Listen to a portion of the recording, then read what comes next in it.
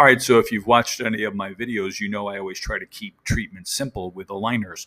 Here you have a patient who had edge-to-edge anterior and a crossbite in the canine lateral region. Now, this is where we are currently. And if you notice, the canine is still kind of scraping there. It's not fully correct. The lateral has moved out, but not the canine. So we need to rotate it more.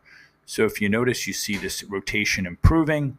That's kind of where we want to be. But when you look more carefully, the tooth is rotating and it's moving buccally, on the mesial aspect. But look at the gingival margin area of the tooth. And you can't really notice this until you turn it this way. But this is a bodily movement. And there's really no need for that. Sometimes that it can even worsen recession. And it's a more complex movement because your force is being applied at the crown and you're asking the root apex to move.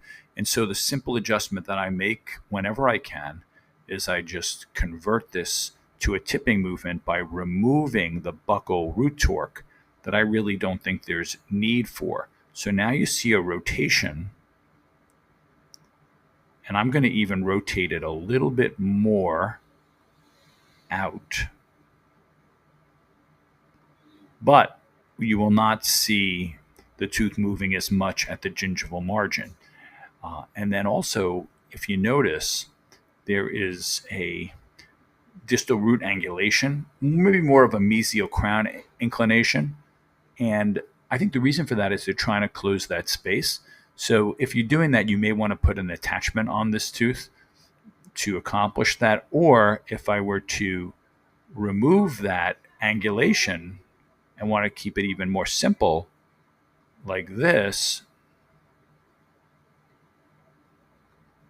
now this is a pure rotation with very little root inclination and really no difference in the outcome. So I'm going to go with this actually, and I think it'll be more predictable.